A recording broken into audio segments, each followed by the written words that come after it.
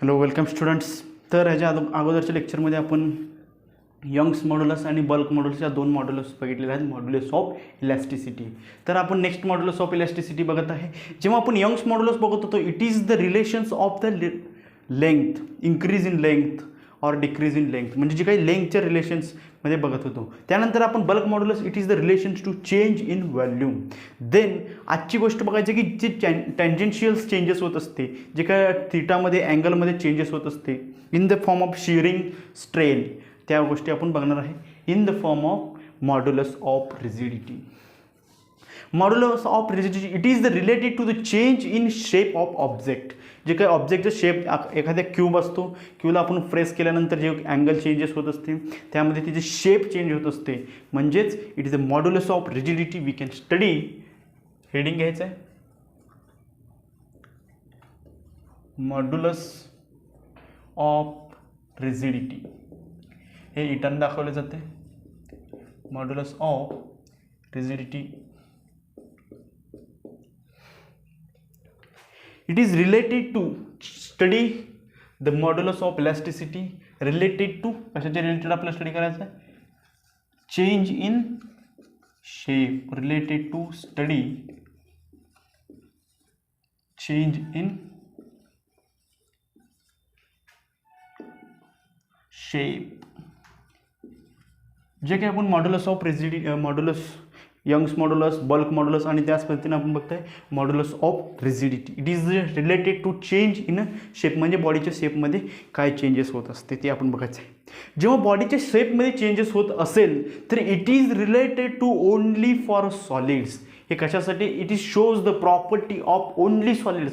लिक्विडचा shape change करू शकत नाही. It is not a permanent shape और proper shape of liquids. It is not a proper shape of gases, but solids have the proper shape.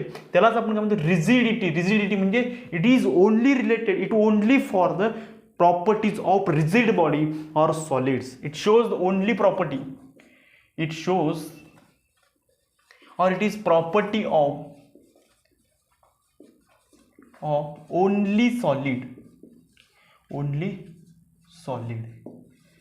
जे काही आपण Young's modulus बघितलो, त्याचबरोबर bulk modulus बघ, it is the all overs. प्रत्येक मॅटरसाठी affectable असायचं, प्रत्येक मॅटरचं प्रॉपर्टी शोज करायचे. But in the form of modulus of rigidity it is the modulus of elasticity which can be study. It is related to study the changes in a shape and it shows the property of only and only for solids. एखादी cube आपण consider केलेला आहे. Consider this is the cube. Okay, हे cube आहे आणि आपल्याला काय करतो, एक टँजेन्शियल फोर्स या डायरेक्शनमध्ये आपण एक टँजेन्शियल फोर्स अप्लाय करतो. फोर्स अप्लाय आणि त्याचबरोबर अनदर जे क्रॉस सेक्शनल फोर्स आहे, त्या दोन्ही क्रॉस सेक्शनल फोर्स आहे negative to each other. Force F and F dash are the parallel to the cross sectional area. Force F bar and F dash, F minus F bar is parallel forces to cross sectional area. आपण काय study करत आहे की जेव्हा आपण एखादा strain study करत असताना आपण काय स्टडी केलेलं आहे, तेव्हा स्ट्रेन स्टडी करताना चेंज इन डायमेन्शन्स, जे काही डायमेन्शन्समध्ये चेंजेस होत असते त्याला आपण स्ट्रेन म्हणत असते. इट इज अ रेशो असतं, तो एक रेशो आहे. ओरिजिनल डायमेन्शन्स अँड अजून काय चेंज इन डायमेन्शन, म्हणजे डायमेन्शनमध्ये किती चेंजेस झालेला आहे. ठीक आहे. तर ह्या गोष्टी बघत असताना आपण in the form of tangential strain किंवा टँजेन्शियल स्ट्रेस ते बघत असताना आपण काय बघितलं की it is a diagonal changes. जे काही चेंजेस होत असतं in the form of tangential force apply केल्यानंतर अँगल चेंज होत असतं. जे काही कन्सिडर करा, एक अशा पद्धतीचा क्यूब आहे, जे काही 2D क्यूब आहे. त्यानंतर या ठिकाणी जेव्हा आपण फोर्स अप्लाय करतो then it can be changes like this. अशा पद्धतीने काही चेंजेस होत असतं, म्हणजे ही जी काही अँगल या ठिकाणी चेंजेस होत असते याला थीटा म्हटलं जातं. आणि it is theta, it is strain of the body. And जे काही फोर्स आपण लावतो on the surface area, tangential force on surface area, it is stress of tensile, it is the tangential stress is equal to tangential stress stress equal to applied force per unit surface area, that is the area. हे झालं stress. आणि strain change in angle म्हणजे आपण जे काही लिहिलेलं होतं delta l upon l capital l अशा पद्धतीने आपण लिहिलेलं होतं delta l divide by capital l और small l is equal to tan theta is equal to theta. Theta it is a strain. What is this? This is the strain. Then we can study the modulus of rigidity. What are the effectable on units? It's effectable only tangential stress.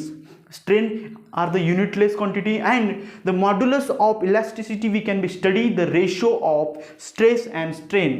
And in the form of ratio, strain has a unitless quantity when stress has a unit of force per area, Newton per meter square. Then it is directly affectable on the given modulus of rigidity, modulus of any elasticity. Then the unit of modulus of rigidity is modulus of rigidity, that is eta is equal to Newton per meter square or Pascal. It is also pressures on the unit area. Okay, this is also called as Pascal. What is the tensile strain? And it is a tensile stress where the force is normal to the cross sectional area. जेव्हा force एक cross sectional एरियाला normal असते तेव्हा काय असते tensile stress असते.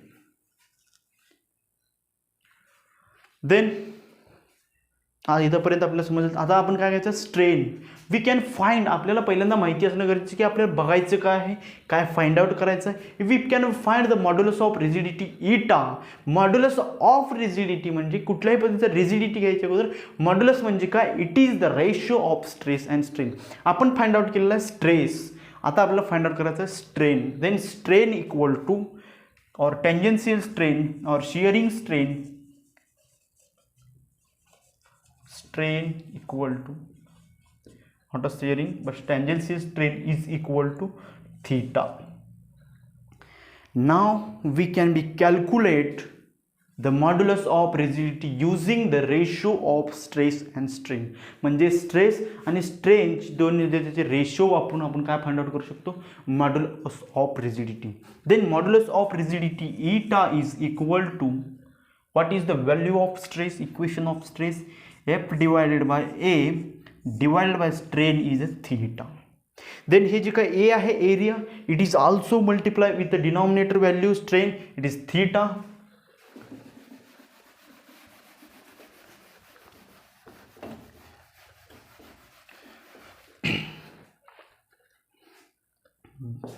eta is equal to F divided by A into theta. आपल्याला काय value भेटला आहे, it is the modulus of rigidity. Modulus of rigidity एकदा रिवायजन करूया. Modulus of rigidity it is related to study in the changes in the shape. It is related to study change in the shape of any object. Then it can shows it is a property of solid only. हे काय आहे, एक सॉलिडचं property आहे. जेव्हा आपण cross sectional area जे काही F and F dash आहे, जी एक रिस्टोरिंग फोर्स किंवा आपण अप्लाय केलेला force, it is parallel to each other and opposite in direction. त्यामुळे आपण काय केलं, नेगेटिव्ह घेतलं. म्हणजे tangential force and force of restoring it is a parallel आहेत. त्याचबरोबर क्रॉस सेक्शनल एरियामध्ये निगेटिव्ह या ठिकाणी घेतलेलं आहे. Then we can be use tensile stress where the force is a normal to the cross sections. म्हणजे जे काही फोर्स आहे normal to the cross section असेल तर आपण काय वापरू शकतो, टेन्साईल स्ट्रेस वापरू शकतो. देन शियरिंग स्ट्रेस और tangential stress is equal to shearing stress is equal to F by A. And it is we can tangential stress are directly effectable on the units of modulus of rigidity because the tangential strain or any strain has a unitless quantity. After this we can use the equations of the modulus of elasticity in the form of modulus of rigidity.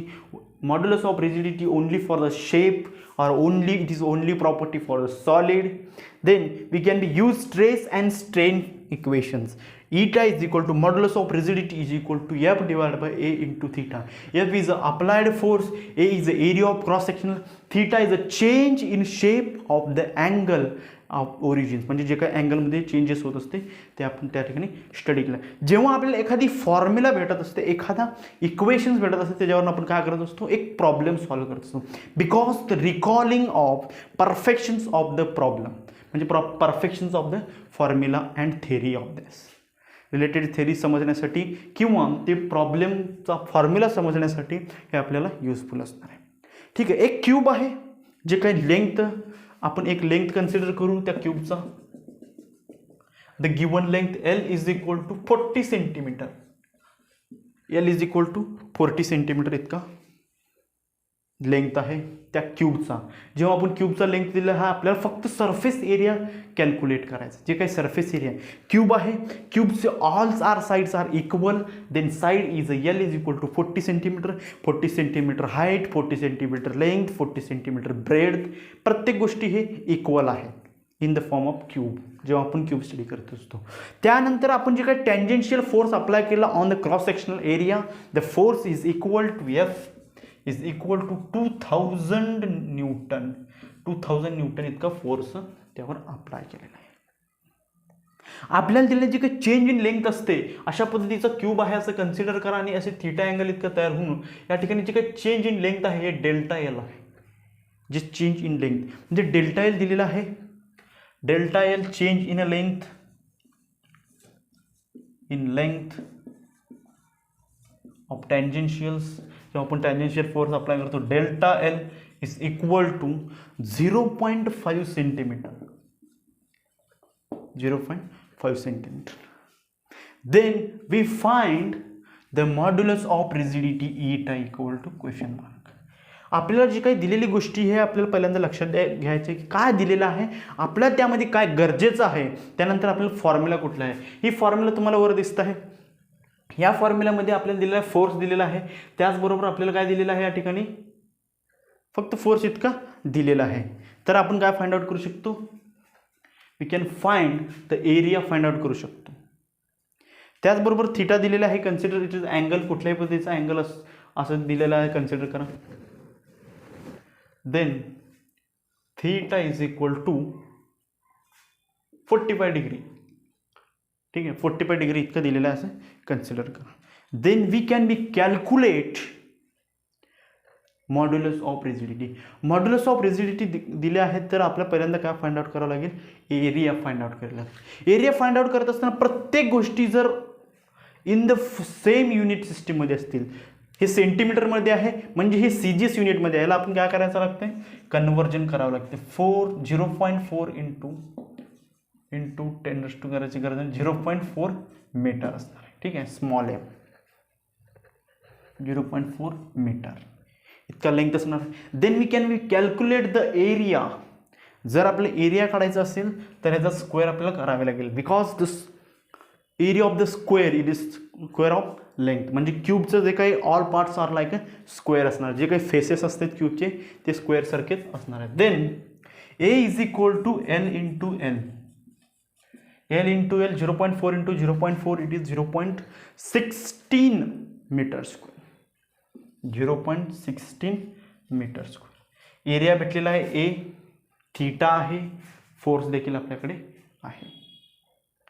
Change in length आहे, ते change in length upon original length use करून देखील आपण काय करू शकतो, direct strain use करू शकतो. या ठिकाणी थीटा मी ॲज अ ओन मी स्वतःच सांगितलेलं आहे, बट ही फॉर्म्युला जी काय व्हॅल्यू आपल्याला दिलेली आहे एक्झॅक्टली आपण एक अनदर मेथडने देखील सॉल्व्ह करू शकतो. F upon a it is a force आहे, divided by delta l upon capital l, change in length. Length दिलेली आहे, त्याचबरोबर चेंज इन लेंथ देखील दिलेलं आहे. देन आपण हे फाइंड आउट करू शकतो theta. Then change in length किती आहे, कुठे दिसते change in length, it is a 0.5 divide by 40 it is 0.12 काहीतरी असेल, 0.012 इतका व्हॅल्यू आहे. Then it is a theta, हे देखील 0.012 इट इज अ थीटा आणि आपण या ठिकाणी डायरेक्ट यूज करू शकतो formula. Then eta is equal to F divided by A into theta. Theta दिलेला आहे 0.012 इतकं काहीतरी समथिंग असणार आहे. अँड एरिया आपण कॅल्क्युलेट केलेला आहे आणि फोर्स देखील दिलेला आहे. That is 2000 divided by 0.16 into 0.012. यामधील 3 डेसिबल पॉईंट्स आपण जर लेफ्ट साईडला सरकवायचे असेल तर या खालच्या डिनॉमिनेटर देखील 3 डेसिबल पॉईंट आपण राईट साईडला सरकवू शकतो. Then it is also we can be use 2 into 10⁻³ अशा पद्धतीचं एक तुम्हाला इक्वेशन भेटलेलं आहे आणि तुम्ही कॅल्क्युलेटर यूज करून याचा डायरेक्ट आन्सर तुम्ही फाइंड आउट करू शकता. तर काय होत असते, जेव्हा आपण एखादी इंडिव्हिज्युअल कंटेंट स्टडी करत असताना एखादा इंडिव्हिज्युअल एकच जर फॉर्म्युला आपल्याला भेटला असेल त्यावरून प्रॉब्लेम एका सेकंदात एका मिनिटात देखील आपण सॉल्व्ह करू शकतो. But when we use the broad contents, म्हणजे खूप सारे कॉन्टेंट यूज केलेलं आहे आपण. Modulus of we can study modulus of rigidity बघितलं, यंग्स मॉड्युलस बघितलं, बल्क मॉड्युलस बघितलं. पूर्ण टॉपिक जेव्हा स्टडी करत असतो, टॉपिक स्टडी केल्यानंतर एखाद्या टॉपिकमधला एखादा जर कुठला तरी प्रॉब्लेम्स विचारला तर त्यावेळेस गोती खायचे चान्सेस जास्त असतात. तेव्हा आपल्याला काही सुचत नाही की कुठल्या फॉर्म्युला यूज करायचं, कुठलं काय. एक्झाममध्ये काहीच सुचत नाही. तेव्हा तर पूर्ण सिलेबस असणार आहे. पूर्ण ॲन्युअल एक्झामच्या एंडला पूर्ण जे काही टॉपिक्स असणार आहेत, नंबर ऑफ टॉपिक्स, त्यांचा नंबर ऑफ कंटेंट्स असणार, नंबर ऑफ प्रॉब्लेम्स असतात. त्या सगळ्या गोष्टी आपल्याला लक्षात बसत नाहीत. आपण त्यावेळेस एक अनदर मेथड यूज करतो की आपल्या साईडला बसलेल्या मित्र असतो किंवा कोणीतरी मैत्रीण असते, त्याला आपण काय विचारतो की तुला फक्त स्टार्टिंगचं दाखव, बाकी सगळं मी पूर्ण कंप्लीट करू शकतो. स्टार्टिंगचं दाखव आणि तो आपल्याला काय रिप्लाय देतो, तो एक प्रॉब्लेम सोडून मी बाकीचं सगळं लिहिलं आहे, तेच पूर्ण सोडूनच दिलं. अशा पद्धतीनं गोष्टी होऊ शकते. आपण स्टडी करण्यासाठी पहिल्यांदा आपण काय करायचं, एक पूर्ण टॉपिक स्टडी झाल्यानंतर कुठले कुठले कंटेंट आहेत, त्यामध्ये येणारे फॉर्म्युले आहेत आणि या फॉर्म्युल्यामध्ये काय काय असते आपण माहिती आहे. फॉर्म्युला एफ एका ठिकाणी फ्रिक्वेन्सी असते, ए देखील एका ठिकाणी जेव्हा आपण वेव्ह स्टडी करतो ए ॲम्प्लिट्यूड असते, थीटा अँगल असते. या ठिकाणी थीटा काय स्ट्रेन आहे, it is a strain. But या फॉर्म्युल्यामध्ये प्रत्येक गोष्टी आपल्याला माहिती असणे गरजेचं आहे. ईटा काय आहे हे देखील एखाद्या वेळेस फ्रिक्वेन्सी देखील असू शकते. अशा वेगवेगळ्या पद्धतीच्या गोष्टी आपल्याला लक्षात ठेवाव्या लागतात. त्यामुळे आपण काय करायचं, एक टॉपिक संपला की टॉपिकचे कंटेंट्स आणि त्याच्या रिलेटेड फॉर्म्युला आणि त्या फॉर्म्युलामध्ये प्रत्येक टर्म्सचे नाव. It is a force, it is area on applied on a force, f upon a it is a stress, theta is a strain. प्रत्येक गोष्टी लिहाव्या लागतील आणि त्याच्यानंतरच आपण फिजिक्समध्ये चांगल्या पद्धतीनं क्वेश्चन्स सॉल्व्ह करू शकतो अँड आपल्याला मार्क्स मिळू शकतात. विदाऊट ह्याच्या व्यतिरिक्त आपण काहीही ऑप्शन्स नाही आहे फिजिक्स चांगल्या मार्क्स म्हणून पास व्हायचे चान्सेस.